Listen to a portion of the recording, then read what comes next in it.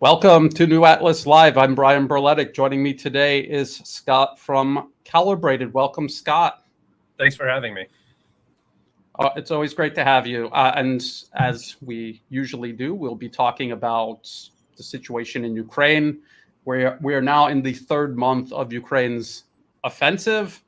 And as I pointed out, and as you've been pointing out, Scott, even the Western media is starting to admit that the offensive is going very poorly. There's still some people holding out, people who still think there might be some sort of breakthrough or some last-minute miracle. From what you've been keeping track of, how does it look to you at this point? For the Ukrainians, not good. The situation in the counteroffensive, the way it's looking right now, we may be coming up on some slight Ukrainian tactical victories. Klishchivka has been on the edge of falling for about a month. On the ledge in between Zaporozhye and Donetsk, the Ukrainians are having some tactical success, and then possibly around Robotny, the Ukrainians are also having success. Just minor success, though. I'd like to really clarify this. These successes are 70 days, just kilometers from their starting positions. So this is not how the offensive was expected to go. They haven't even really made it through even the security zone to the first line of defense. Things are going really good for the Russians. And anything you're seeing right now in terms of Ukrainian success is more propaganda than actual success. They are way behind schedule. They've lost way too many men, way too much material. And all of this is just kind of trying to keep the hopes alive that this offensive will end up being successful in one way or the other. I think that's a really good way of putting it. And one of the news stories, or one of the themes in the news that we'll keep seeing that kind of gives people hope when everything else is going so badly for Ukraine on the battlefield, are these drone attacks that we keep seeing. This is from The Guardian, and I heard Alexander Mikuras from the Duran talking about this. Kiev's drone strikes on Moscow mean Kremlin's war can't be ignored by Russians. But if you actually read through this whole article, what do they conclude? They conclude that Russians are very well aware of the war because of the drone strikes, and all this does is make them double down on the side of the Russian government. What do you think about these drone strikes, Scott? Not just the ones in Moscow, but also the naval drones that have damaged at least 2 ships in the last 2 or 3 weeks? Yeah, so this is one of those things where I think the Ukrainians have made a big mistake. going along with the whole Ukrainian nationalism, these drone strikes are in that same territory where you had the perfect opportunity to really turn some of the Russians, the more pragmatic Russians in Russia that aren't, the hardliners. They don't necessarily want a conflict. They don't think Ukraine is that bad, or, whatever. You could have really turned them against the Russian government. You could have used them to win your war against Russia.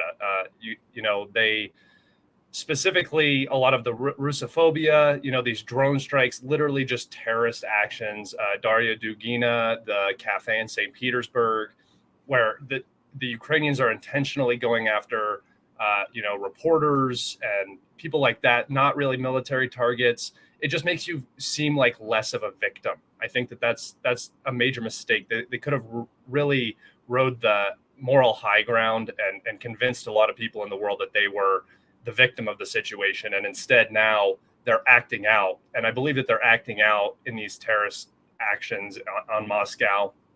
And you can consider it dual use in the Black Sea, the shipping lanes and stuff that are being interrupted by Ukrainian drones. But still, it's just they're using these as a distraction to pull away from the battlefield. But that distraction has consequences, and that consequence will end up being reverberated on the battlefield. So I don't think that they're going to achieve what the Ukrainians hope that they're going to achieve. I actually think that they aid Putin in his narrative of the war. Everybody's going to start, buying in more and more to that idea as they watch random drone strikes fly into buildings in Moscow. It's just not how you win hearts and minds. Absolutely, and that's what it says in that article. They admit, and they're citing Western analysts and experts, and they're saying that these drone strikes have no strategic or even tactical purpose. They're just, like you say, they're just randomly crashing into buildings, and all they do is harden the Russian public against Ukraine. And so it's very self-defeating. And you would do something like that, I would say, if you were increasingly desperate. Now, this is something you just talked about, Scott. Ukraine makes, this is the New York Times, this is like just a half an hour ago, Ukraine makes tactically significant progress in its counteroffensive. And they're talking about advances of between 10 to 12 miles. But also the New York Times, again, I'm going to just keep bringing this up. This was from last year, December. And let's go down to the maps. They're talking about these layered defenses, Popasnia and Kherson. The diagrams again and the maps. This is between Bakhmut and Popasnia. So if they're making progress around Bakhmut, it means they haven't even started yet. They still have to go all the way past Bakhmut, and then they'll hit the very first of several layered defenses in the direction toward Popasnia. And then again, this was December. Since December last year, they made many more layers of defenses. This is between Crimea and just Melitopol. Not even talking about between Melitopol and, say, Tokmak. Yeah. Maybe you can explain to people, okay, they're making these tactical advances. They might have some sort of semblance of success, but what does it actually mean? They're only going to be getting up to the first of several layers of defenses. Yeah, well, I mean, that first article you put up, tactical successes, it's got to be one of the funniest terms that you can use when you're talking about a strategic offensive. Tactical successes are something that occur during more passive times. Russians have a lot of tactical successes around the front. They gain a few hundred meters here or there. They improve their position on a hilltop, something like that. That's what you would consider a tactical success. A tactical success does not usually lead to strategic successes unless there are multiple tactical successes all piled up on top of each other. We're just not seeing that from the Ukrainians. So the idea of, to call it successes is kind of reaching even in and of itself. When you're losing thousands of men, if you look around Robitny, it's been one of the harshest areas for the Ukrainians. They are just hitting a wall there. They still have not captured this basically nothing settlement. It's another farm village in Zaporozhye, and it's right near their launch point on their offensive. So to call that even a tactical success, if they even captured Robitny, would be, I think, a wild overstatement.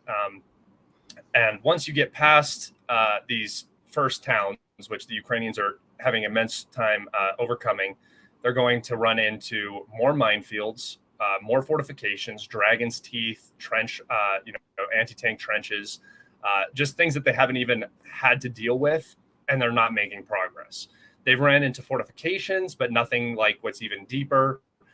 They haven't run into the actual Russian fire bags that are, designed to bog down the Ukrainian offensive. I think the Russians really operated correctly throughout this counteroffensive, where they did the exact opposite of what the Ukrainians expected them to do. They actually stood and fought. And that was not, it doesn't look like anybody in the West or in Ukraine had intended for that to happen, or planned for that to happen. So when it happened, the Ukrainians just continue to hit this wall. They're getting bogged down before they even get started, and they're not getting the momentum that they needed to really capitalize on any of these tactical successes. And what's funny about this New York Times article, not funny, but yeah, they're talking about these minor tactical successes for Ukraine. They also mentioned that Russia has an ongoing offensive of its own, and yep. They mentioned Kupiansk. Maybe you could tell people about that. I know you've been following that quite closely. Yeah, so this is actually shrouded in a little bit of mystery. We don't get a lot of information from this area. There's not as many war reporting individuals coming out of this area, and not just like Wargonzo and those guys, but even resources on the ground. On the Zaporozhye front, we get daily updates about what's happening around Robitny, what's happening on the ledge, what's happening all over the place, Kherson. You get like 24/7 updates. But up in the north in the LPR, where the Russians are on the offensive, and in the Kharkov region around Kupiansk, we have a lot less video evidence, a lot less even communication evidence of this. But the Russians are on the offensive here. They are taking multiple strong points around Kupiansk, and they're putting a lot of pressure on Kupiansk, which is a supply road for everything. Basically 1/3 of the bridgehead east of the Oskal River. Once that logistics line is cut, the Russians will have a much easier time applying pressure to Kupiansk as well as the rest of the bridgehead, and I believe that they will eventually sweep down the east side of the Oskal. I think that is the goal of this offensive, but the Russians are moving very slow and very carefully, as I think what the doctrine is now for the Russians on the offensive. They won't be moving fast anytime soon. I don't see them risking those casualties unnecessarily like the Ukrainians are in Zaporozhye. Yeah, and Kupiansk was one of these places that Ukraine took back during their offensive last year in the fall. And I said then that they were expending huge amounts of men and machines to do their offensive in Kharkov and also Kherson, and that it was self-defeating because it's a war of attrition, and you are trading your army, your men, and your equipment for territory, when this is about who's going to have the most men and equipment on the battlefield the longest. And so now we're actually seeing that territory change hands again, back in favor of Russia. So it's undoing the offensive of last year while Russia is also stopping the offensive ongoing this year. Yeah. Let's see what else. And also these tactical successes, say in the South. I was listening to Michael Kaufman. He's one of these think tank experts. He's in one of these U.S. government and industry-funded think tanks, and he was talking about how they had two cores. The first core was supposed to break through. The second core was supposed to exploit that. You now have this core that was supposed to exploit the breakthrough. They're now the ones trying to make the breakthrough, and we're in the third month of fighting. So how much more do you think, this is speculation obviously, but how much more do you think Ukraine has left in order to continue this? This is not something that they have infinite time to do. Yeah, and I just would like to, remind people that there are two different axes that the Ukrainians are pushing on. They are pushing in Bakhmut, and they are also pushing in Zaporozhye in two different sections. So you have basically three-ish kind of offensives going on, and the Ukrainians are suffering heavily on all of these. Hold on just a second. So you have the Bakhmut area where the Ukrainians were pushing incredibly hard. I thought this was actually where they were going to have the most success because this is where the Russian lines are the newest. The Russians had just captured Bakhmut. So the Ukrainians pushing here makes more sense around Klishchivka. There's just not the fortifications necessary to defend against massive, infantry attacks and armored vehicle attacks. The Russians have actually done very well in this area, continuing to hold back the Ukrainians. And with this push in the LPR, the activity around Bakhmut has diminished significantly. I think that they had to pull reserves and rotate reserves up into the LPR and Kharkov, which could actually have been the purpose of these pushes, especially the one that crossed the Zhibyets River and they control the bridgehead still. I think that was primarily a distraction to pull reserves away from the ongoing counteroffensive around Bakhmut, which it did. We haven't seen any progress around Bakhmut for the Ukrainians in about 3 weeks. But in terms of how long they can continue going, like you said, the first core hit a wall. It didn't do what it was supposed to do. What do you have to exploit a breakthrough? It feels like you're now wasting what you have in the hopes of achieving a goal that has already been corrupted by the loss of this first core. You're never going to get another core to break through whatever the 10th core, which is the actual breakthrough core that's being used as, the primary core now. it's not going to work out. So I think that there will be one last big push to try to gain some sort of victory that they can present to their audience. I don't know where it will be. Rabitny is like the area that they need to go in, because that's the straight shot to Tokmak and then Melitopol and then down to Crimea. That was like the primary objective. That seems impossible now. It does not seem likely in the slightest. So I think that they have, like I said, one big push before the mud arrives and things slow down. And I would, I mean, from a military strategy standpoint, I would say don't do it. Hold those cards. It'll make you stronger at the negotiating table if that's your plan. If your plan is just, doubling down and going for it and not keeping anything in reserve, then I mean that's the choice you're going to make. But it doesn't feel like they're going to have any major success anywhere, anything worth the manpower and material that they will lose for it. And with this Russian push in the north, if it's not contained soon, I mean, Ukrainian sources are even talking about how bad it is. They are suffering huge losses. They are outgunned in this area by the Russians because everything is being focused in Zaporozhye and around Bakhmut. There's not a lot of EW up there, electronic warfare, for those who don't know. For the Ukrainians, not as much air defense. Glide bombs are landing on Kupiansk every day. The pressure is just so immense that if something doesn't change in this area, the Russians are going to really have the most gain throughout the summer offensive, which was supposed to be a Ukrainian offensive. Yes, and I see somebody commented about these F-16s, because I still hear people holding out. They said if we just get the F-16s and the ATACMS, we could win the offensive, and then we could win the war as well. And I think people do not grasp how impossible this is. This is so implausible. F-16s are never going to be a factor in this conflict. And now they're even admitting openly that these F-16s, the training isn't even going to start until they pass some sort of English program. And even then it's six pilots, something like that.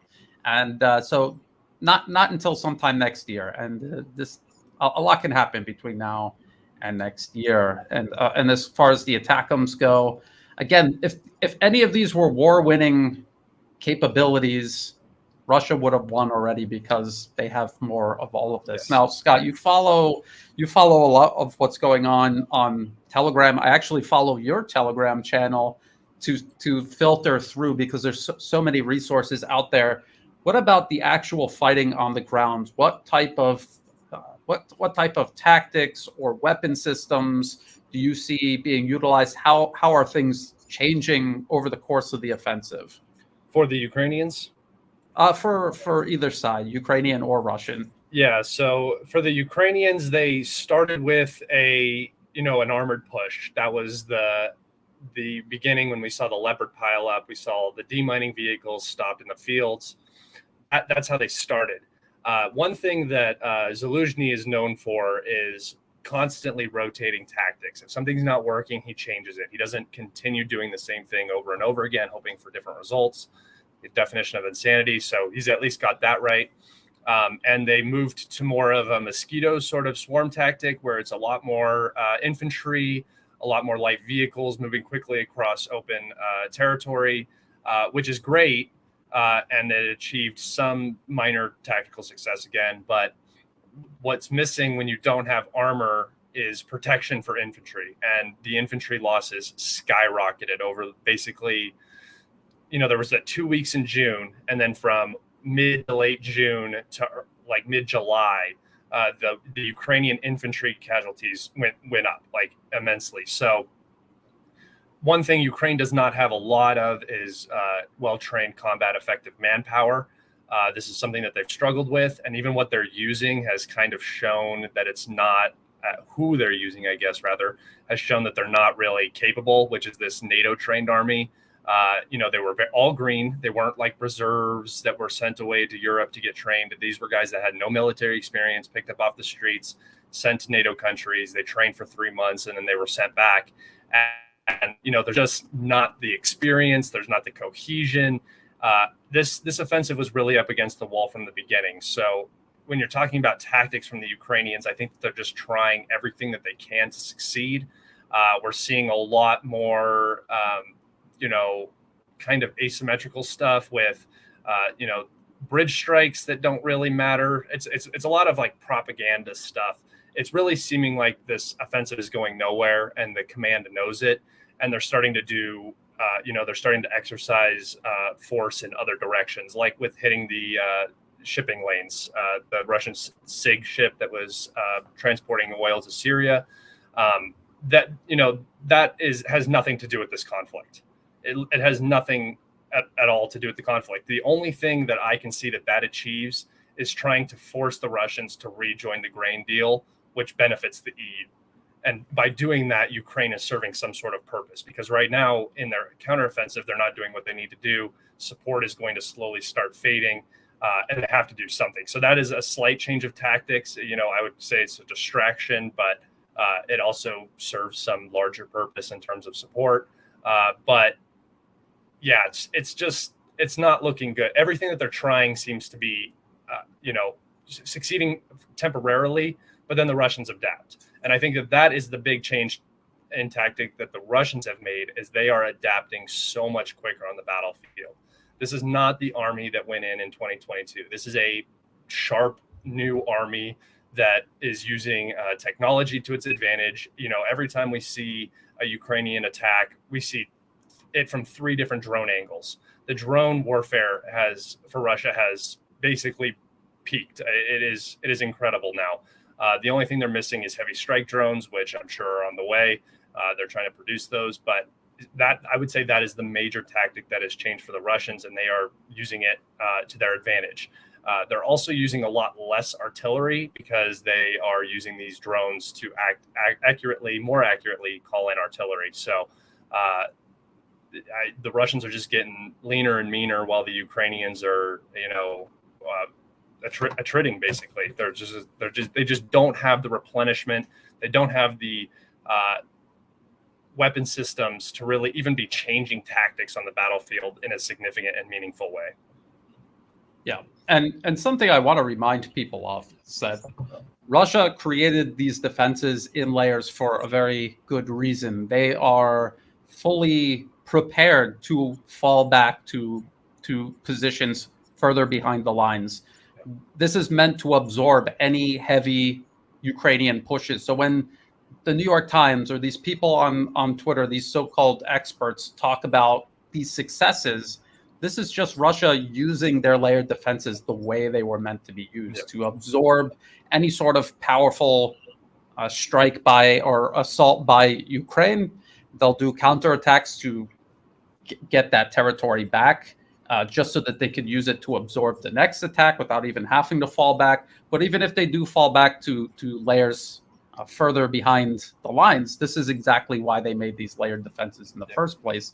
I have someone here asking, is there a Russian winter offensive? Scott, you want to answer that one first, and then I'll say what I think. So I think in a couple months here, probably September time, you will see the Russians begin another infrastructure campaign against the Ukrainians. From some of the reports I've been hearing, the Ukrainian infrastructure barely made it through this very mild winter.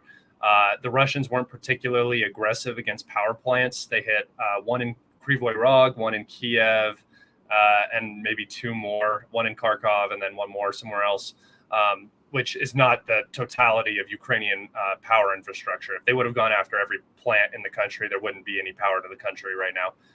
They mostly targeted smaller substations that had to do with rail infrastructure that were actually dual use. I think the Russians were really sticking to that not trying to harm the civilian population, but trying to stop the military. Now, I don't know if that's going to occur. I think that the Russians are going to be more aggressive in this winter campaign, and I think that the Ukrainian infrastructure, the Ukrainian grid, won't be able to hold up. If that happens, I believe that you will see a Russian offensive if the timings work out. I don't know what the goal is for mobilization. I don't know how many reserves the Russians have, ready to go. I don't know what the attrition has been. So that is a variable that you have to add in. The Russians are very careful and very particular about where they go on the offensive and how hard they go on the offensive now.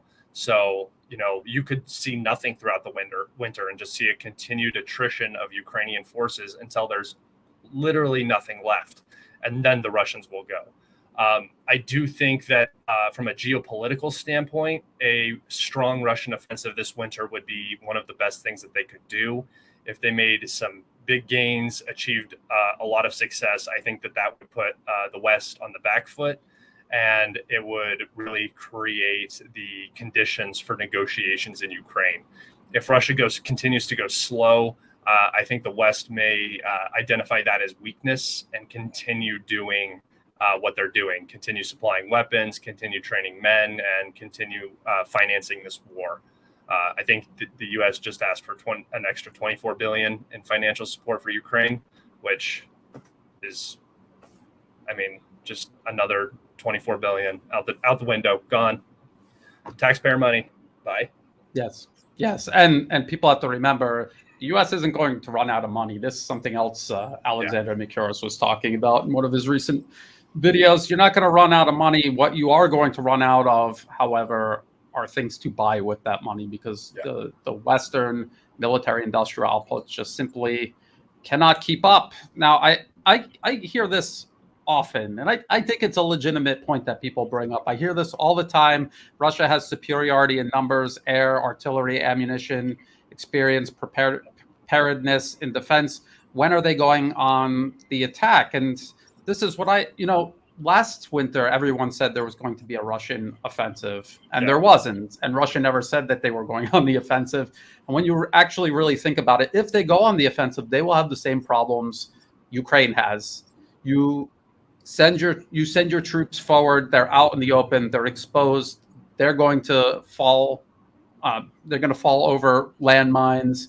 They're going to be hit by artillery. They're going to be out in the open. They will lose large numbers of men and machines. And Russia has the numbers to do this, but they don't want to lose men and machines for this to be successful. Ukraine doesn't have the numbers for it to be successful. So they're just losing huge numbers of men and machines, and they're not even successful at it. So what Russia has been doing, and as you were just mentioning, they do this grinding, attritional warfare. They do sort of do an offensive where they are gaining ground, but they're just doing it very slowly. It's not these big arrow offensives that a lot of people continuously predict. So I think I agree with that. I also agree with the idea of them hitting infrastructure, whatever the reason was, whether it was to exhaust their air defenses or a number of objectives. I think it's very likely they'll start that again. The last time they did it was because of the Kerch Bridge, right? That's what Putin said. That was at least his excuse for doing it. I really think that was probably planned from the beginning. It's kind of how you fight wars. So, going after infrastructure is not something new. It's dual use. It's what the U.S. has done in every invasion that they've ever been a part of. So, I think it was kind of planned, but definitely Ukraine gave them the excuse. And what excuse does he have this time? He has another Kerch Bridge hit. He has drones on Moscow, and he has civilian shipping, right? So he has the cards are in his in his hand. He's winning right now, and he can do whatever he needs to do. Yes. So the next thing that a lot of people constantly ask, and I really don't have an answer for this, but what are the losses? What are the losses overall since this fighting began in 2022 for Russia and for Ukraine? And I have this up on the screen. This is Media Zona, and together with the BBC, they were doing a count. They were trying to confirm the number of deaths of Russian service members. And their number right now, since February 2022 up until now, is 30,000. What do you think about that number, Scott? And what do you think the number is for Ukraine?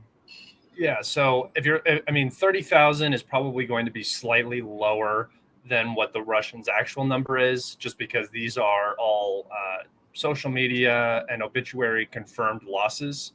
I would say 40 100,000 is a realistic number for the Russians in terms of KIA, which is over a year and a half time span.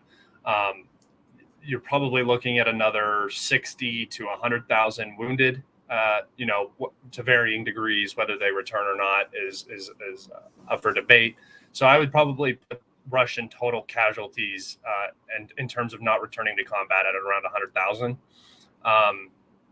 Where Ukrainian losses are a little bit more difficult to pinpoint. They like to keep those numbers very close to the chest. We heard the head of the EU, Ursula von der Leyen, say 100,000 Ukrainian servicemen had died. That was almost a year ago. And those numbers, I believe, were delayed at that time, even so, and probably, dampened down from what they actually are. A realistic number, I would say 150 to 200,000 KIA. I think that is realistic for this conflict. But in terms of the wounded, it is much, much higher just because of how artillery heavy this war is. The number of lost limbs, the number of people not returning because of shrapnel wounds is going to be immense. So, I would probably say the casualties are somewhere in the 400,000 range, but those are not KIA. That's total combat loss. And then, give or take 10, 20, 30,000 either way, just because who knows. But I think that is a realistic number especially for how aggressive they have been in this counteroffensive and how high their losses have been. If you believe the Russian MOD numbers, they're getting close to 50,000 men lost for this offensive so far.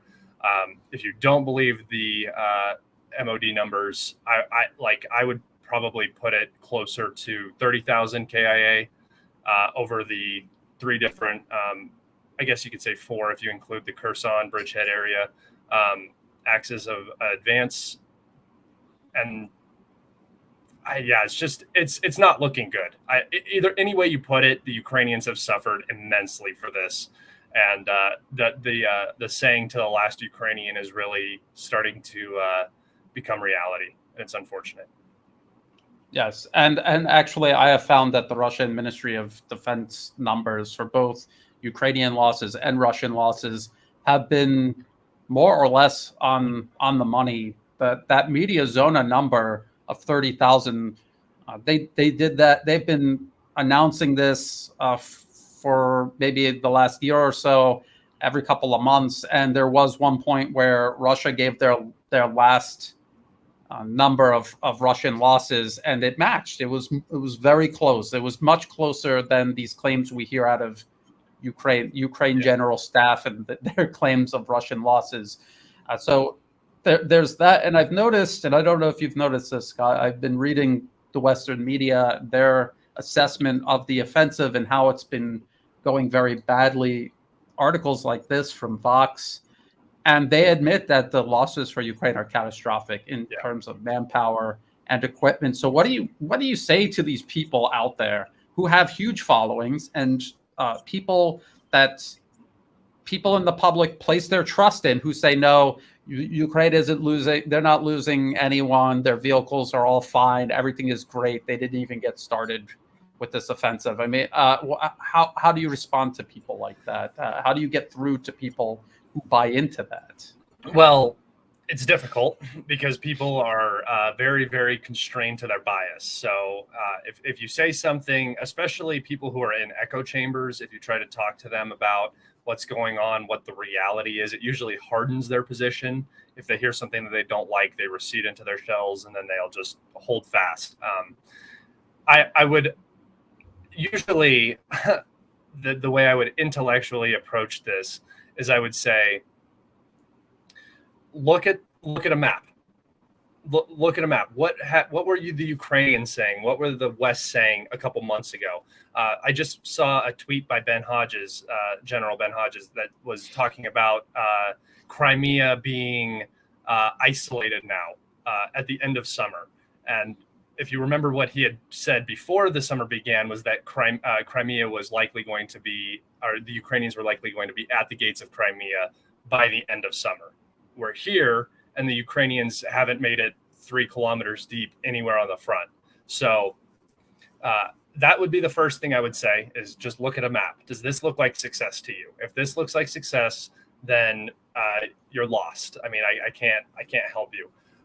The second thing I would say is look at how the Western media is now turning on the Ukrainians. These have been their most solid backers this entire conflict.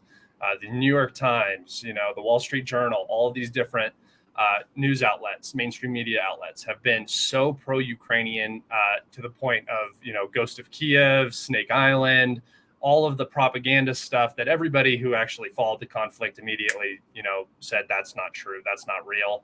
It's just nonsense. They are now turning on the Ukrainian narrative. I think that this is very, very, very telling of what's going on. I think that they are preparing their audience for what's coming. And that would be the second way I would do it. The third way I would approach that would be visual evidence. This is something that the Russians have done a much better job of since the counteroffensive started. They have always been so poor at narrative control, information space management, all of that. They just don't seem to care. It's not important to them. They're fighting a war. That's what they're doing. Because they don't, in Russia, they don't need to really maintain public opinion because they already have public support. In the West, you have, especially in the United States, and I think this is something that's going to be coming into effect here soon, is we have pretty competitive elections where the opponents of the people running or the people in office will use every single little thing they can against whoever's in charge. So for Biden right now, asking for $24 billion, that's going to come up in a debate. Why are we sending this money here? What's being achieved? Is Ukraine winning? Is the Ukraine project going in the right direction that it was intended to go in? Is Russia becoming weaker or stronger through this? And when you start asking those questions, that whole idea that the Ukrainian counteroffensive is going well, it collapses in on itself. This thing is going horribly, and I even worse than somebody like me who didn't think it was going to go well at all thought. I thought that the Ukrainians would at least make it to Tokmak. I said for the first 2 weeks the Russians were going to look like a punching bag, and it was the exact opposite. The Ukrainians looked like the punching bag out in an open field. It's gone horribly. There's no way around it. There's no other way to describe it. Could it change? Potentially, but the Russians don't seem to be backing up hardly at all anywhere. They seem steadfast. There's no equipment shortages on the field that I can see. Artillery usage has remained consistent, whereas the Ukrainians has now dropped because they just don't have the ammunition readily available. So yeah, things are not going good. And when you're trying to convince somebody, all you can do is present evidence, and if they won't hear it, then there's no talking to them. Yes. Did you get a chance to read this, Scott, or not yet? I read the first couple paragraphs, I think. So this is from the Times. Ukraine is winning the war with Russia, but it won't be over by Christmas. But then when you actually read through it, they're not actually describing Ukraine winning anything at all that I can tell. They do, however, repeat some of these myths that I think we've both tried to address over the last couple of weeks. This idea that somehow Ukraine is outfighting Russia in terms of artillery. They don't have more artillery pieces. They don't have more artillery ammunition, but somehow they're outfighting Russia through artillery. And I just don't think that is true. I don't see anything at all to. What is your take on that? I've already explained in a previous video why I think that this is a myth. What is your take on that? So at the beginning of the conflict, this may have been more substantiated, just in the way that the Ukrainians were using drones more effectively. They may have had Western systems that were slightly more accurate. There's always that argument that Ukrainians can drop a shell on top of the Russians, where the Russians will have to fire 30 shells to, maybe get close. That has definitely changed. I mean, if anybody's watching any of the footage coming out of this counteroffensive, Russian artillery is spot on. They're literally hitting vehicles in open fields. Also, Russian artillery has greatly advanced in their guided munitions, their artillery rounds that are, GPS guided. That has increased tenfold. And the Russians don't even have to rely on artillery as much anymore because they have FPV drones and Lancets that have been absolutely tearing this counteroffensive apart. So, and in turn, if anybody's saying that Ukrainian artillery is operating more effectively or at greater numbers, which it absolutely isn't, it's just a falsehood. We don't see it anywhere. We do see actually the Ukrainians using HIMARS to take out things like Grad missile launchers and stuff like that, multiple launch rocket systems, which is not an effective use of a HIMARS missile. But Russian air defense has become so strong against HIMARS that they are now forced to use these weapons on soft targets.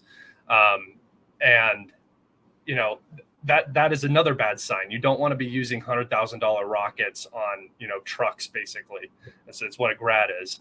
So, I think that's sort of where this whole artillery war idea has come from. But I think the idea that the Ukrainians are attriting the Russians and they are winning an artillery war while on the offensive outside of their cover, it doesn't make any logical sense. It doesn't make any sense in reality. So yeah, no, I don't.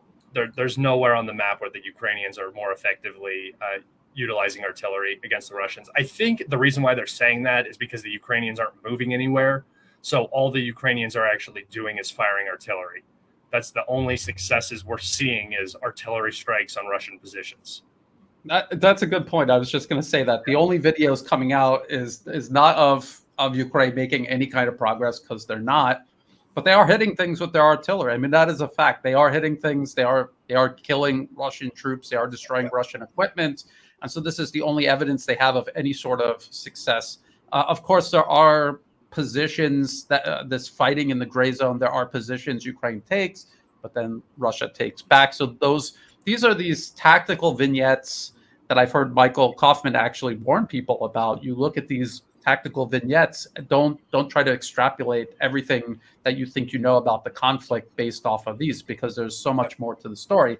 And this article is actually titled "Ukraine is winning the war with Russia," but then it says mounting frustration because there's no progress at all. So you could see how they're contradicting themselves in the body of the article versus the title. And as you come down, they talk about they're probably not going to make any progress with the offensive. They need to dig in, but don't worry, because they're going to have M1 Abrams tanks and F-16s coming. So this is the wonder weapon syndrome that they have had throughout this entire conflict, and I just don't think they're going to. I don't think they're going to learn their lesson. Do you think that these Abrams or F-16s are ever going to be in country? If I was the U.S., I would try to delay it for as long as possible, because they're gonna burn. They're gonna burn in Ukraine. So how's that going to work for? We still haven't seen Challengers or Strikers anywhere on the field. They're holding them in reserve, I guess. This was supposed to be part of the breakthrough, the 10th Corps, and we just haven't seen them anywhere on the battlefield.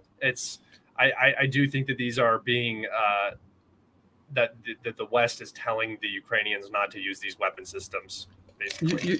You haven't seen any strikers, because I think I haven't seen any strikers in any of these videos myself personally, but the U.S. did send additional ones that were supposedly replacements. Now, again, Alexander Mikuras was talking about how they're very temperamental, and even when training, they were probably breaking them and they needed replacements. What do you think about that? Well, I mean, they only had like 24 Challengers, so I expect those to sit in Western Ukraine for the foreseeable future on the training grounds where they are always filmed.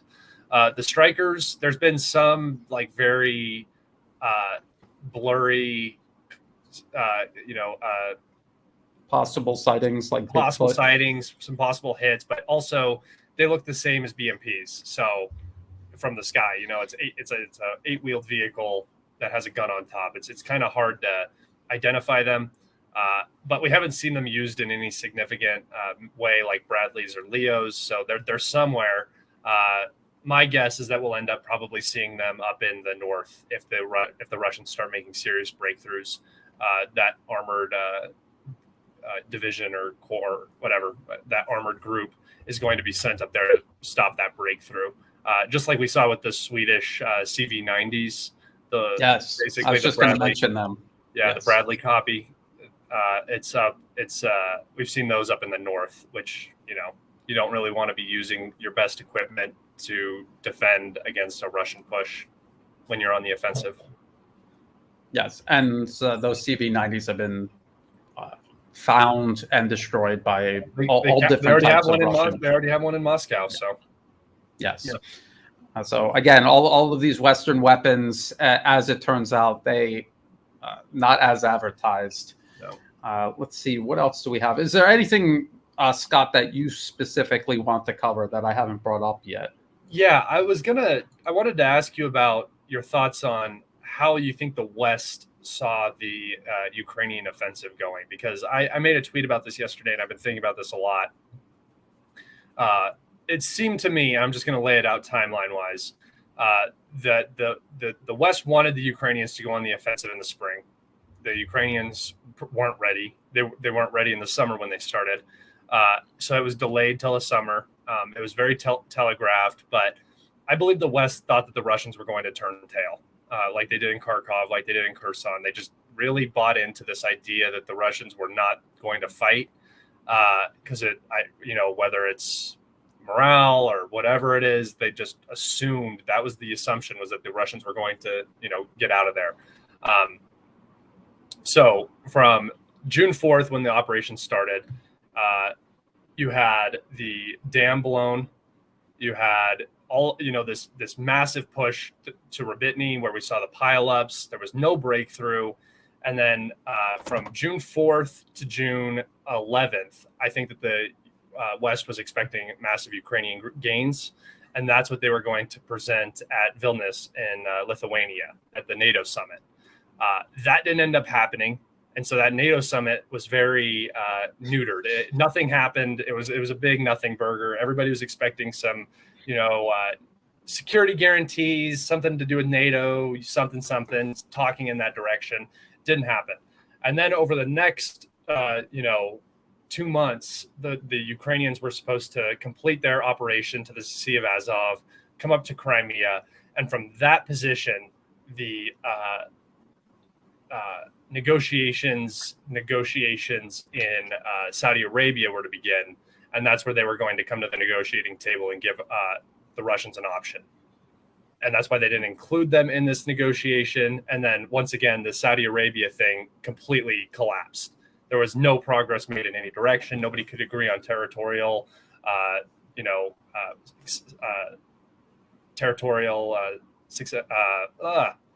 giving up territory. They couldn't agree to what was going to happen for the Russians or for the Ukrainians. So it just all collapsed. And now it feels like the Ukrainians have nothing else to look forward to. Do you kind of agree with that? Does that timeline make sense? Yes, it does. And also in regards to Saudi Arabia, I think what they were going to do is try to convince Russia's allies, people who weren't really on board with the sanctions, to finally get on board with the sanctions and finally, once and for all, isolate Russia. Because, hey, look, the offensive went well and Russia is cornered. So it's not going so well, and it's just going to get worse. So you should side with us. And I believe it was all political and psychological. The whole premise of isolating Crimea by cutting the land bridge and blowing up the Crimean bridge makes no sense.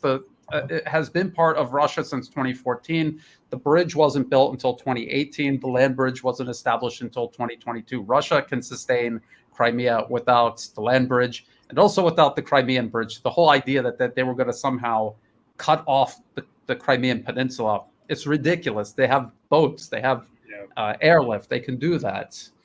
So I agree with that. I think that was the plan. But again, how do you transfer a whole army's worth of equipment that the Ukrainians are not familiar with, aren't trained on? How do you transfer all of that over to them and get them to carry out a successful offensive that seems like it was based on what the U.S. did in Iraq, where conditions were entirely different. Everything was completely different. It was not comparable in any way. They didn't have air. They didn't have air cover. They didn't have an advantage in terms of artillery, and they were trying to plow through minefields. It was never going to work. Everyone said it wasn't going to work, and now you see in these articles people finally talking like we have about the training. You can't train a recruit in 3 weeks or even 3 months to be effective in this type of military operation. It's impossible, and now we're seeing how impossible it is. So I think that is I think you laid that out pretty well, and I would agree. I think that's what they thought was going to happen. I don't think they thought that they were going to win or anything like that, but I think they thought it would have put Russia in a precarious position diplomatically, and they could have gotten people over on their side diplomatically to kind of push it over the edge and finally get what they wanted. And that's not happening. That's not happening now. Not even close. Do you think that the SMO, the war in Ukraine, do you think it can come to an end via negotiations? I've heard a lot of different opinions on this. I think that I definitely think it could. There's always a possibility that it can, but I don't see the Russians coming to the negotiating table anytime soon, considering how negotiations have gone in the past, how the grain deal was operated, how, they've been led by the nose in every direction for the entirety of from 2014 until now. So, yes. Do you think that this ends in negotiations? It definitely is not going to the negotiating table anytime soon, in my opinion, because of this failed offensive. I'm just curious. And what do you think? Because I've heard comments from Peskov talking about, we're just trying to get these 4 oblasts secured, so on and so forth, what we've annexed. Do you think that the goals are further than that? Or, do they extend beyond what the Russians have captured? Do you think it's a more minimalist goal right now, just trying to get this done and then maybe approach that? Or do you think the goal is just these 4 oblasts and then we're going to end this and negotiate? Well, that's a good question, and I really don't know. I think they say that this is their objective because it's something that they most certainly can achieve, but I think there probably are things beyond that they definitely need to achieve, but they haven't said it. And they kind of have alluded to it by saying, well, we want denazification, we want the demilitarization of Ukraine. So obviously they have to go much further than these oblasts to achieve that. I don't know. I don't think about negotiation as a viable option. I don't think that anything will be agreed to unless it's absolutely, any alternative is made absolutely impossible on the battlefield itself. This is very similar to the situation in Syria, the U.S. proxy war there. They're still not agreeing. They completely lost the proxy war. They're just clinging there. They froze it and they're clinging to eastern Syria. Turkey is in the north, and now it's up to Russia, Syria, Iran to kind of pry them out, and that's what we're watching. And I think it's going to be very similar in regards to Ukraine. This is going to be a long and very difficult process that I could picture this lasting for years, honestly. But as I always point out, there are these other clocks that are ticking: de-dollarization, the shift from unipolarism to multipolarism. This is all ongoing. And as this takes place, it makes the position of the U.S. and their proxies more and more tenuous. So I think that's also going to play a factor into this. Let's see. Do you have anything else? Do we have any questions from the audience? If you have a question, just put capital Q or question in all caps. Ask your question, and we'll do our best to, while we're waiting for some questions, I just want to go over this. Scott Ritter had his YouTube channel deleted. By reading this RT article, it looks like he was I think he was bringing on people from the Russian media or Russian media programs. He was putting it on his channel, and YouTube will delete you for that. And that is plain wrong. And I know he's a polarizing figure. Some people don't like Scott. Some people like him. But it doesn't matter. This is wrong what YouTube is doing to him, and we all need to speak up about it. I see people asking about Gonzalo Lira. The irony is Scott Ritter spent all last week, trying to convince people to doubt his story rather than speak up for his freedom. He's detained by the Ukrainian authorities. He's probably waiting trial, and he'll probably be sentenced to prison. And now Scott is here in this situation where he's asking people to advocate for his he's facing injustice. He wants people to speak up for it. I say every time there's injustice, we all have to speak up. It doesn't matter whether you like them or not. It's actually more principled to speak up for someone you don't like. So I want everyone to keep that in mind. We all have to stick together. It was Gonzalo Lira yesterday. Now it is Scott Ritter. It could be any one of us tomorrow. So let's I was just about to say it's going to be you tomorrow and then me the next day if we don't stand up. Or both of us at the same time, because we're both bald and they confuse us. So they just delete us both on the same day. All right, let's see if we have some questions here. Let's go with this one. How will the investment in the Ukraine project affect the U.S. strategic position in? So I think this is Asia Pacific. Will it be minor? I think it's major. Scott, why did you go ahead with that one first? I mean, the whole world is looking at this now. I mean, China has to be eyeballing this whole situation and thinking, oh my God, this is what's going to end up happening to us. This is the same playbook they use over and over again. The goal was regime change in Russia. It has nothing to do with Ukraine. Unfortunately, Ukraine is just the tool, the means to the end. It could have been anywhere. It could have been anybody. They just happened to choose Ukraine. Ukraine was a susceptible population to propaganda and going against their pragmatic interests in the region. They used that, and now it's going to, further affect the U.S.'s position around the world. I think we're seeing that most handedly in Africa right now. The tides are turning against the West in Africa. In the Middle East, we're seeing a lot more pragmatic approach. Saudi Arabia is doing deals with China and the U.S. and Iran, getting things done. I think that's the way you're going to start to see this move. And when it comes to, the South Pacific, the U.S. does have a foothold. Brian knows all about that. He's currently living in a country where the U.S. is politically interfering. At least that's my opinion on it. I don't know if it'll affect their strategic position, but it will harshen the response from people who can see what's going on. Everybody, if you would have approached the Pacific theater before Ukraine, there probably wouldn't have been this idea that, oh, you're going to use a population against us. You're going to, turn your propaganda machine and invest an insane amount of money to depose leaders or, regime change or whatever. So I do think it definitely affects how this is going. And these countries aren't going to want to become a Ukraine. So, there's that thinking too. I don't want to be the next proxy. I don't want to be the Kurds in Syria being forgot about. I don't want to be the Ukrainians in Ukraine getting slaughtered because they are going against their own pragmatic interests. Why wouldn't I just do deals with China and the US and not, go full bore against anybody? I think that's sort of what this question's asking, right? Yeah, no, and I agree. Number one, what the U.S. is doing in Ukraine right now is going to disturb and wake up a lot of people in Asia who see the U.S. using them in a very similar way. The other major connection is that the U.S. is expending itself in Ukraine as part of this proxy war.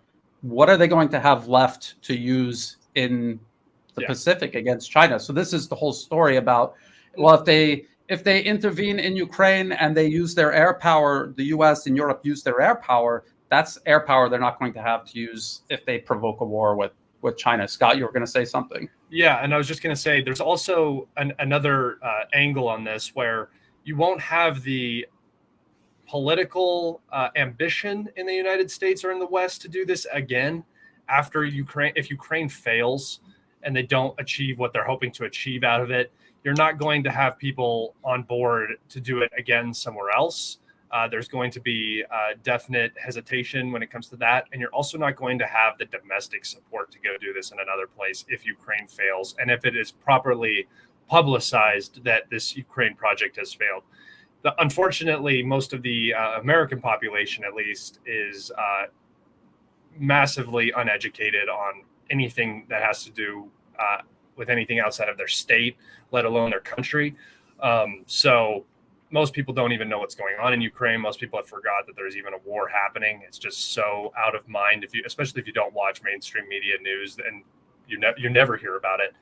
I do this all day, every day, on top of my other, my job and stuff like that. So when it comes to people knowing anything about what's going on, it's 0 to none. It's people have no idea what's happening. And if you can really convey and get that message out there, I think that there won't be they won't be able to use Taiwan against China or, something else of that nature in the future, because how poorly this Ukraine project has gone and how much money has been wasted. Yeah. And let's see, there's this one here talking about the number of missiles China has. Yes, they have the largest inventory in size and quantity and variety. They also have the largest industrial capacity on Earth. No other country even comes close. So we're looking at the military industrial output and how that is a factor between the US and Russia in this proxy war in Ukraine. This is going to have an even bigger impact on any conflict the US wages with China. Let's see. This and they have their energy. I mean, the one thing that China lacks is a constant energy provider, and now they have it in Russia. That's another failure of this Western plan in Ukraine. Was the goal should have been pull Russia as far away from China as possible, create tension there, make them not trade like they should be, as being as close to each other as they are, just like the U.S. did in the 70s. Just pull China away from Russia. That should have been the goal. Instead, now what you have is China exporting everything to Russia, everything that Russia needs, and now you have Russia exporting gas and oil to China, which is what China needs. Yeah. So that card is now out of the United States' hands. They've played that card. It doesn't exist anymore, and that's going to be difficult for them to overcome. Yes, and I've talked to Mark Sloboda and Carl Za, and they've been on at least twice specifically talking about Chinese-Russian relations. This myth that they're tenuous friends at best, and there's some possibility of dividing them. This is actually a myth. It's not true.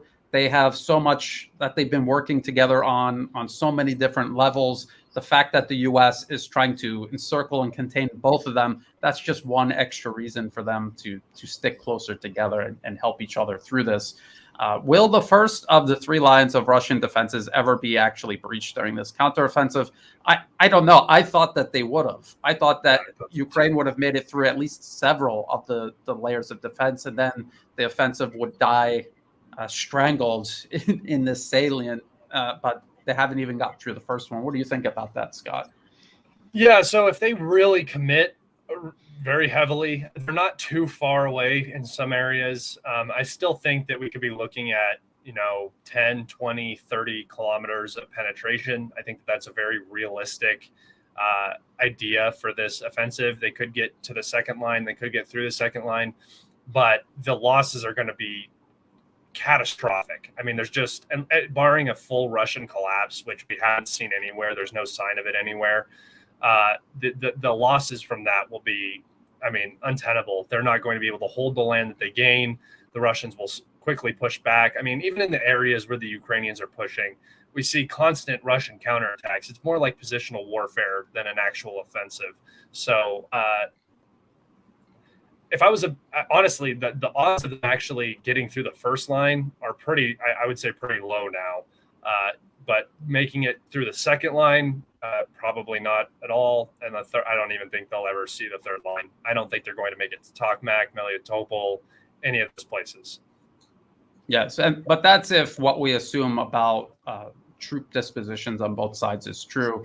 I've already learned. I learned last year during the Kharkov offensive. I was so certain that Russia politically would not accept losing territory in Kharkov that I didn't imagine that would have been anything but temporary. But they simply didn't have enough troops. So understanding troop disposition is essential. And if you're not sure, then we should just we don't know. Yeah. That's a question we can't answer. I think Scott, are you following what's going on in Niger or not? Yeah, a little bit. I'm just not as well-rounded as I am on Ukraine. But yes, I do. I'm following that. Well, because we have a lot of people asking, and another thing is I haven't talked about it yet because in order for me to actually do a video just on a specific country, I have to actually go through and do all of the background research, and I haven't had time to do that yet. If it does become an actual conflict, and I hear a lot of people saying that it does look like a military intervention is gearing up. If that does happen, I will do the work, and I will, and other people who are on this and doing a very good job, obviously the Duran, Alex Christopher, Alexander McCures, Scott, you're following it. Again, not as closely as Ukraine. But I'm posting about it. I'm just not. Yes. Like, I can't go into the ethnic and cultural differences within Niger because I know that there's, Islamic presence, and I just don't know all of the nitty gritty. I know what's going on. I know the countries that are planning to go in. I know the countries that are, have juntas in charge that are going to oppose that. I know where Algeria stands. I know where France stands. I know where the U.S. stands, Egypt, so on. So the African Union. I know a general knowledge of it. Yeah. Yeah. So we're probably going to be talking about that again if it is a military intervention. I don't see how that benefits Nigeria. I don't see how that benefits the West African economic cooperation, and I don't understand how that benefits the African Union. Obviously, you don't want coups happening, but if we're going to be realistic, first off, Niger is no stranger to coups. This is not something new for this region, and most African countries are not, strangers to coups. So I don't really understand the whole harshness towards this particular coup. I think it's because the dominoes are starting to fall, and I think that they're falling towards Russia and China, and the West can't really allow that to happen. I mean, France is going to get pushed out of Niger if this doesn't abate. So I hope there's no military conflict because of all the regions in the world that desperately do not need a war. It's Africa. Again, yes. West Africa is particularly a bad area. So let's hope that this doesn't happen. Yeah, and I agree with that. And I think a lot of these countries thinking about being involved in some sort of intervention, I don't think that they're enthusiastic about it, but I think the US and Europe, they're going to pull every card that they have, every bit of leverage they have, they're going to use that to compel them to do so. Yeah. Because just like you said, these are dominoes that are following the US and Europe. They are being pushed out of Africa because they're not there to cooperate or work with anyone. They are there to conquer it or reconquer it in many cases. And just for the audience, anybody wanting to follow the situation, I would pay particularly close attention to Chad now. Wagner has just hired on Arabic and another language that's spoken in Chad specifically, interpreters onto their roster. So I think that Wagner may be going to Chad here soon. That's one of the last dominoes that needs to fall for the success of these military coups in Africa. So if you're following Wagner at all, I would not expect them back in Ukraine anytime soon. I think they're going to be heading towards Africa, and they are already in Niger. They're all over. So just be on the lookout for that. Chad is the next domino. Yeah, and that actually was the question I kept seeing: is Wagner going to be involved in Niger or somewhere around there? Almost definitely. I think so, The Niger has already asked for Wagner's assistance. So, I mean, I can't imagine that they're not already in country. Yes, or preparing to go. So a lot of people are asking because, yes, there's still censorship. I'm seeing people complaining about Twitter or X now. They're still having problems there. So we have to create alternative platforms where our videos and all of our other content can be found. Scott, where can people find and follow all the different places you can find and follow your work? Yeah, so I have my YouTube page, but obviously we know how that goes. That can all go away anytime, any day. If that ends up going away, the best place you can find me is Telegram. That's probably going to be the most reliable place. I don't think I'll ever get kicked off of Telegram. So go follow me on my Telegram. It's Kalibrated, just like my YouTube page. Or you can go find me on Twitter. I spend a lot of time on Twitter. That one is more... on my Telegram, I'm a little bit more analytical. On my Twitter, I tend to argue a little bit more and have a little bit more fun. So, that's what's going on. Oh, actually, this is I just saw a question that we can talk about before we go. Sure. Real quick, because I don't think anybody really understands the significance of the ruble dropping, becoming weaker against the US dollar or the euro. And I think this is an important thing to understand. First off, the Russians have an export-based market. So when you're dealing with a service-based economy like the U.S., a strong dollar is good. It's good for your people. It's good for, you want the dollar to be strong. For the Russians, the ruble being weak, and I don't know if you know much about this, but you can add if I mess up anywhere. The being weak is very good for Russian exports. It makes Russian commodities more appealing to the world, and they can outprice a lot of people. Particularly, what I think is going on is that the Russian central bank is weakening the ruble because the Russians backed out of the grain deal. The EU has been on a campaign in South America and Africa trying to create political pressure against Russia because of the increase in price of grain. I mean, it's just going to happen. When you cut off a large supply of grain from the world, mostly it was going to the EU, but now the EU is going to have to buy it from somewhere else. That is going to affect the global market and the price point for grain and wheat. What the Russians are doing now is they're saying, come buy it from us. We're going to give you a great price because the ruble is incredibly weak now. And so you're going to get this grain at a really good price, and then that's buying political favor to keep the pressure down from these third world countries that are going to be struggling with food security here soon. And what it's going to do is it's going to further turn countries away from the EU, who are making threats rather than trying to assist these nations. And the EU is going to be the big loser here because their food inflation is going to go through the roof.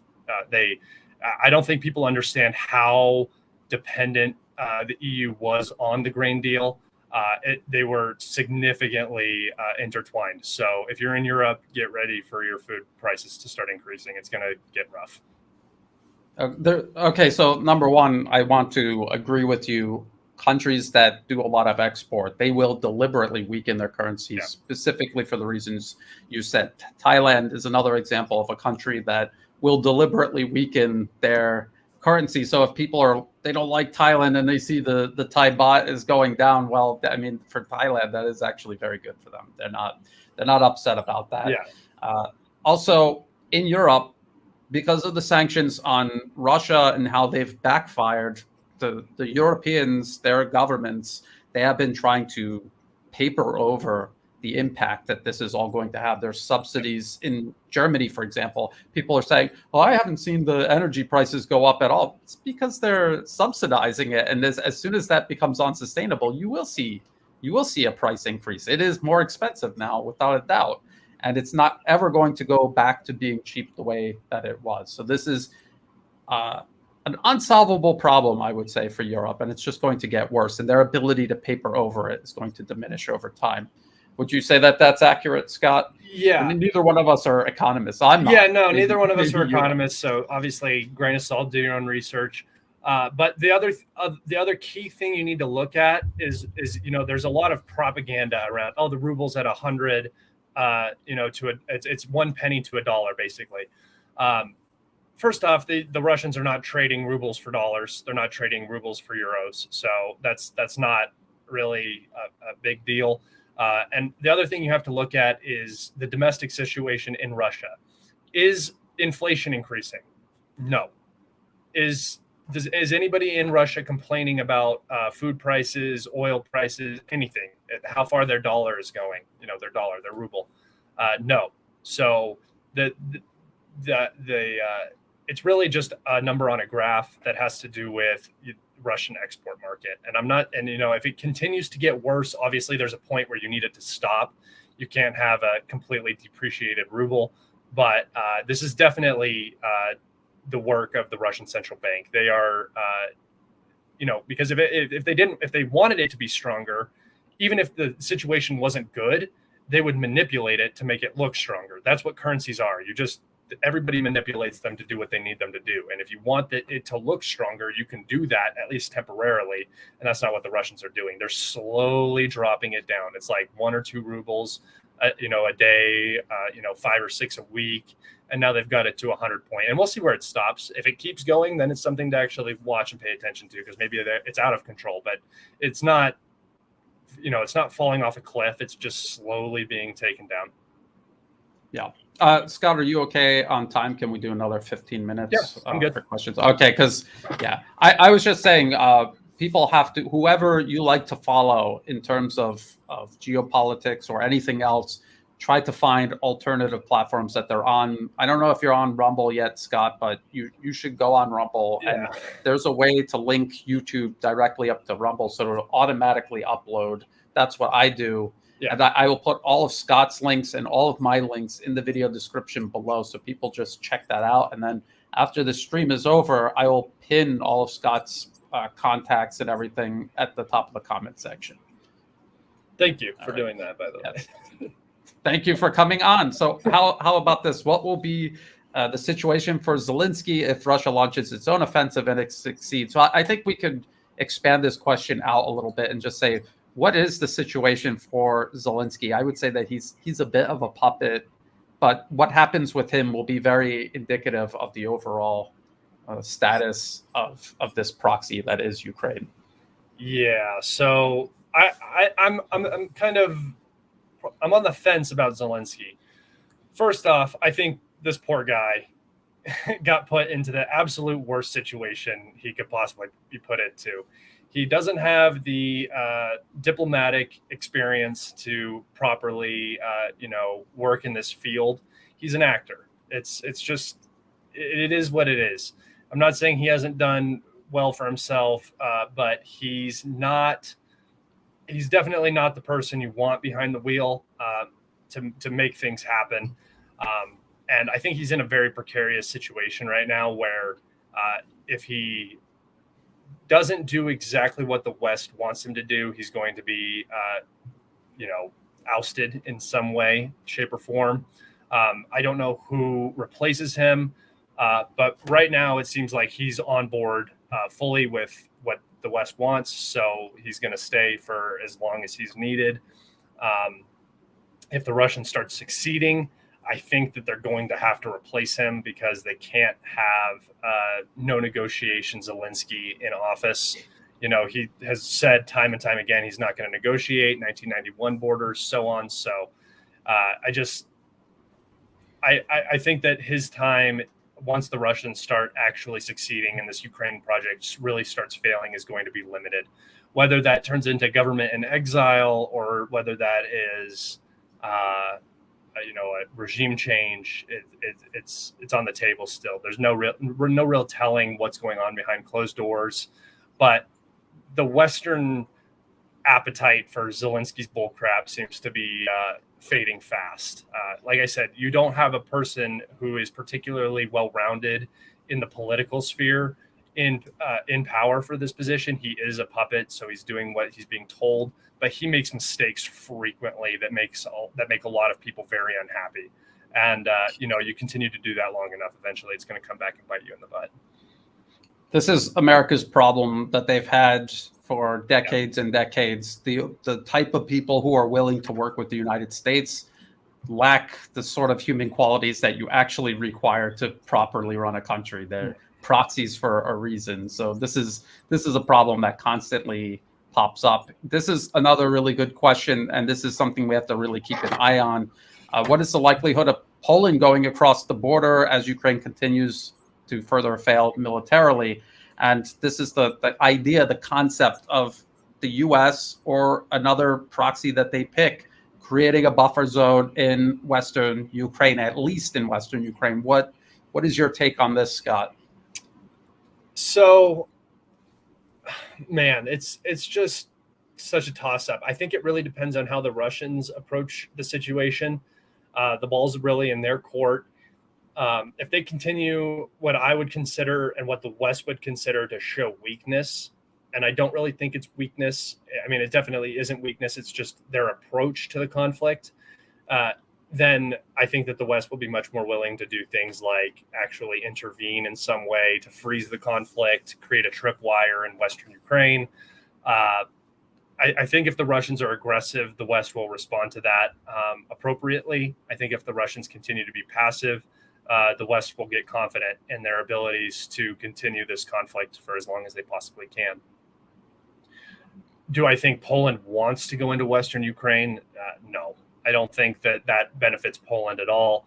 There's nothing there for them other than historical lands. If you're trying to do, Polish-Lithuanian Commonwealth sort of deal, which, I mean, is possible, I guess, then you might want that territory because it was formerly Poland. But really, they have a lot of ethnic issues with that region. I mean, historically, Ukraine has not been very friendly to the Poles. And the people in Ukraine still have statues of the men that were not very nice to the Polish people. So there's a lot of ifs there, but it's always a possibility. I mean, we saw it in Syria. Who would have thought there would be U.S. troops sitting in Syria right now? I mean, that's pretty crazy to think about, unless there was a regime change and they had a military base there. So anything's possible. I do think the Russians will respond to the Polish pushing in. I think that will be the catalyst for a larger war. I don't think it's a good idea. But if you're trying to save what you can, that might be the way to go about it. And the West has no issue using its allies against its enemies. So Poland will just become the next Ukraine, potentially. Yes, and you see them doing this military buildup, which seems almost entirely focused on eventually fighting Russia as the next proxy in line. And it's hard to say what Russia will do if there was a buffer zone in Western Ukraine, because a lot of people weren't really sure what Russia would do with the regarding the U.S. presence in Syria. And what Russia has done in actuality is they have been very patient, and they very incrementally make it more and more difficult for the U.S. to remain there. And I think they'll do the exact same thing in Ukraine, unless they just don't even care what happens to Western Ukraine. They're like, you want Western Ukraine, you can have it. Because there are a lot. It really doesn't feel like Russia has any interest in that region at all, outside of the idea of capturing the Carpathians and creating a corridor where it's very easily defended. Outside of that, I mean, there's not really anything for them there. There's no resources, there's no economy, there's no common ethnicity. I think what Russia wants more than Western Ukraine is Southern Ukraine. I think that they would happily freeze the conflict, trading Odessa for Lvov any day of the week. So I think Russia's goals are just focused elsewhere. I would just be curious to see how the Russians respond. Do they do nothing? Do they let the Polish come in and do their thing and just say, okay, that's that. No more Ukraine exists, because that's basically what that would mean at that point. Or do they threaten them and actually stop them via threats? Do they actually do something kinetic? Who knows? I don't think that Poland would really have any of the Article 5 NATO security guarantees if they went into Ukraine. I think that's kind of off the table. I don't think the U.S. wants that. And this whole, I think it's so funny that they're saying that this buildup in Poland is due to Wagner being in Belarus. It's just so goofy to me. It's not what it's about at all. Wagner is no threat to Poland unless they go for the gap, but that would be basically an act of war by Russia against NATO. So there's no other way that they would interpret that outside of that. Belarus is a union state of Russia. Belarus is not going to act without the behest of Russia. So I don't think that is necessarily a realistic possibility. And I think that these troop movements are either saber rattling or preparation for something in Western Ukraine. I think that the writing's on the wall now for almost everybody. Even the Western media, who's been so gung-ho, is now saying this is not going good. Absolutely. And you're absolutely right. Wagner as an organization is not a threat to the nation state of Poland. Yeah. So they're just using that as an excuse. And we see a lot of this with NATO, with the United States. There's a lot of they're fishing for a pretext is what they're doing. So let's see. That's always what they're doing. That's always what they're doing everywhere. Is they're always trying to set up a pretext for something, always having an option on the table. That's what I always say, is the West is always trying to create chaos because it gives them opportunity. From chaos, the U.S. has always succeeded in creating opportunities for themselves. Absolutely. And, it goes from Iraq, weapons of mass destruction, to, again, literally the next country over in Syria, chemical weapons, the responsibility to protect, human rights in regards to Libya, and now everything that's going on here in Ukraine. And eventually they'll be doing the same thing, already are in many ways, regarding Taiwan and provoking a war with China. So it's something we have to always keep an eye on, and we have to ceaselessly explain the actual reality behind all of this, because the US is very good at pushing people's buttons emotionally, getting them to ignore basic facts, and dragging everyone along for yet another. Yeah, I've never understood how the U.S. is so capable at making foreign countries go against their own pragmatic interests. I've never understood willingly. Like, it's not via threats. It's just propaganda and money and manipulation, and they have done it time and time and time again. I mean, the people in Syria, look at how it turned out for the rebels. Awful. Yeah. It was awful. I mean, it was awful for the whole country, but particularly, I mean, that last year of fighting was brutal for the rebels in Syria. And it's going the same way for Ukraine. I mean, it's the same exact thing. Everywhere Victoria Nuland goes, there seems to be a war that follows. So she was in Sudan not long ago. We had the civil war there. Well, civil war. It was kind of a little civil war thing. And then she just made a stop in Niger. So, I mean, expect something there soon too, probably. The kiss of death. Be on the lookout. And and again, when you see Europe, for example, Ukraine is definitely a proxy. And we saw what they did. They removed anyone from power who would have made decisions, at least basically in the interest of Ukraine and its future. They removed them, expelled them from the country, ran them out, and they put a client regime in power. The European Union as a bureaucracy is a layer that is meant to smother European sovereignty. Yeah. And so these people are the ones who are always going to stop Europe from making decisions that actually benefit them. And that's what the US does everywhere around the globe. So it's not really, people are asking, why are they making these decisions that are destroying their own country? Because they're just, it's a client regime, and they answer to Washington. They don't actually answer to their own people or their own country's interests. So and she just got a promotion in the State Department, so apparently they like what she's doing. I detest certain people, and she is one of them. I can't stand to listen to them talk. They are the most connected people, and then the way they talk it's like they're uneducated on most topics. It's just so weird to me. Well, how about this? I'll make this the last question, and I'll ask you this question, because I always wonder this. Do these people, when they talk, is this just propaganda that they're saying, and they know that it's propaganda, and they're trying to convince the public of this and they actually understand what's really going on and how big their problems actually are regarding, say, the proxy war in Ukraine? Or do you think they actually believe what they're saying? I think it's 50-50. I think that they actually believe what they're saying, especially from the beginning of the conflict. It seems that they have consistently been on the same page, the same narrative. They talk the same. Eventually things start coming through. You expect this stuff to happen when somebody doesn't believe in what they're saying. So I definitely believe that they at least partially believe in what they're saying. I think that they are saying things because that's what they're supposed to say.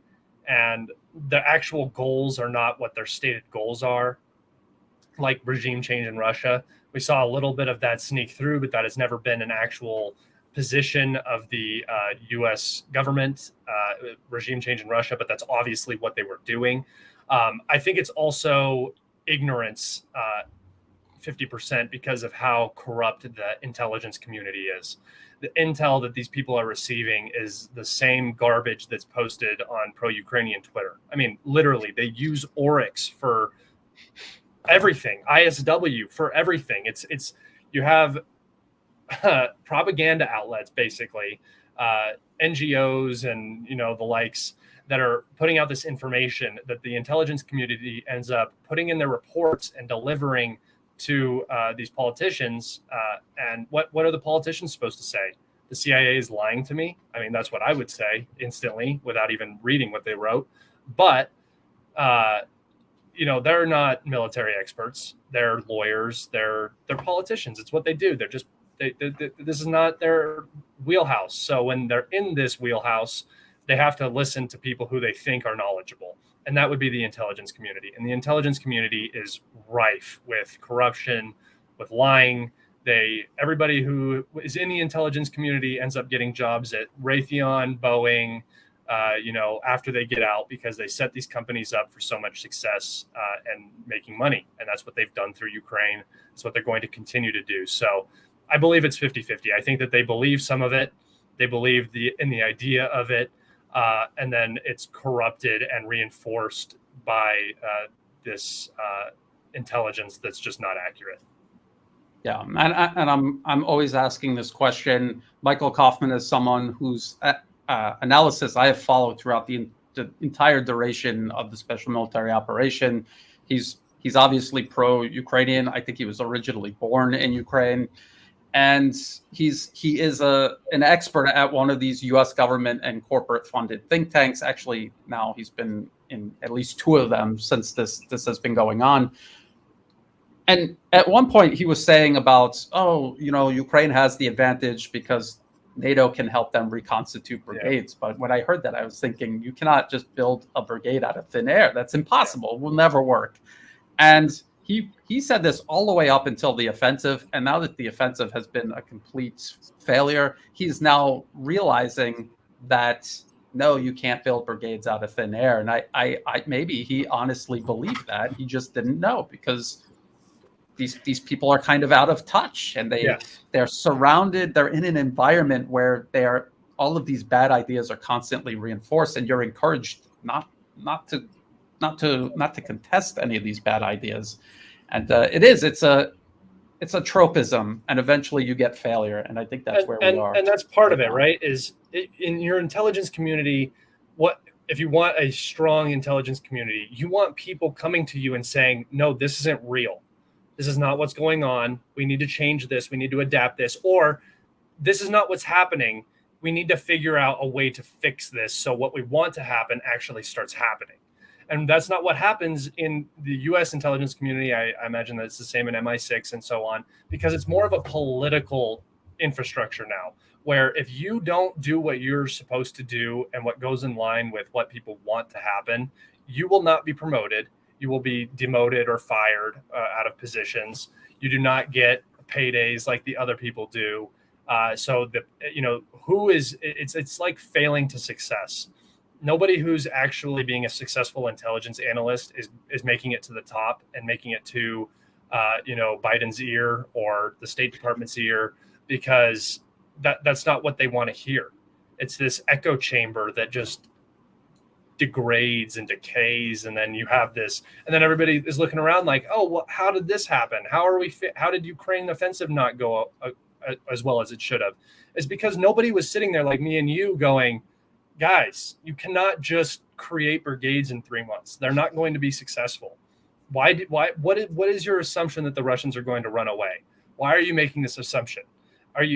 Is that actually what's going to happen? Are you going to risk this entire counteroffensive on this assumption? There's nobody being a naysayer. Everybody's just saying, yeah. No, the Russians are weak. The Russians are incompetent. They have no leadership. They're degraded, attrited. The Ukrainians are strong. Their morale is high. They're going to do this the same they did in Kherson and Kharkov. And then, I mean, how is a politician supposed to deny something that a military expert in the CIA or in the Pentagon is saying? I mean, you can't do that. You're not going to go against them. They are your resource. And so that's really what's going on, I think. And that's the biggest problem. Yeah. And, the thing is, you have this conflict that you're fighting. You're fighting this proxy war. It's part of this bigger agenda of encircling and containing Russia and China and maintaining global hegemony. And this is a flawed premise from the very beginning. It's not plausible. It cannot be done. It's unsustainable. So everything that they build on top of that is going to be increasingly shaky. And I think that's where we are, where you do have people that they cannot say anything positive about it. They cannot provide an alternative plan because there is no way to make this work. It's not going to work. So they painted themselves into a corner. Yeah, and the thing about the State Department in particular is they do not have a off-ramp. They never give themselves an off-ramp. They never have a secondary option. There's no plan B. If plan A fails, you double down on plan A. That's how they've always been. That's how they're always going to be until there is a catastrophic collapse. And that I'm hoping that happens in Ukraine. See, as an American, I want America to be better. That's why I disagree with our foreign policy. I don't think it benefits me at all. I don't think it benefits anybody that I live around or anybody in the country. It does not help anybody. The only people it helps are the people in the military industrial complex and politicians. It's the only people who are making profit off of this, and the only people who are benefiting off of this are those few people. It doesn't it doesn't help the U.S. taxpayer. And what I'm really hoping is there's a swift kick in the ass that doesn't cause America to absolutely decay and crumble in on itself, because America is kind of a great place, however you want to put it. I mean, you can. Plus, you live there. Yeah. Plus, I live here, and and I pay taxes and stuff, and there's a lot of good people here. The culture is starting to go the wrong way, in my opinion, and stuff like that. But it's not a horrible place to be, and it's just getting worse and worse and worse. And that's my position: is I don't want the U.S. to get worse, and that's all that's happening through this war in Ukraine. It's all that's going to happen in Syria and Taiwan and so on. So that's my position. That's where I argue from. Yeah, absolutely. And something that I often say is that the U.S. has a constructive role to play among the nations of the world, rather than this obsession with imposing itself upon all the nations of the world. Yeah. And that is something that we both want to see. And this is something that I think through our work we're trying to encourage. We're trying to show people what is really going on, so that people have the information to make better decisions, so that we can solve these problems and move forward. So, and for some people, this is information they've never heard, ever. Yes. They have no idea about any of this. They don't know that the U.S. is sending $24 billion extra dollars to Ukraine just this month, basically, is what they're talking about. They're going to be talking about it again in a couple months. That every 2 weeks they send $1 to $2 billion worth of military equipment. I mean, this is a constant drain, and just nobody knows it's even happening. It doesn't make it on the news. We're the only people who talk about it. Yeah. And beyond that, something like the National Endowment for Democracy, which pays out millions and millions of dollars to almost every country on earth to interfere and meddle in other people's affairs in ways that Americans would never tolerate someone else coming to the U.S. and doing. And I think if more people understood that and how that is a stepping stone toward these military interventions people would be very upset. And I think if you ask them, they would say, no, we don't want to do this. Yeah. So I hope people make the differentiate. They can tell the difference between the policymakers doing this and the American people who's it's in their name, but it's not something they even are aware of, let alone something that they would approve of. Yeah. So, we went over an hour and a half. It was great having you on, Scott. We're definitely going to have you back on thank you regularly. So much. Yeah, it's great to do these live Ukraine updates. We both do our own updates, but it's good to do them live and answer some questions from the audience. And everyone, please, again, check the video description below for everywhere you can find and follow Scott and also my own work in case we're the next ones that get deleted off of YouTube. Yep. Thank you for tuning in live, like and share, etc. And yes, and until next time, bye for now.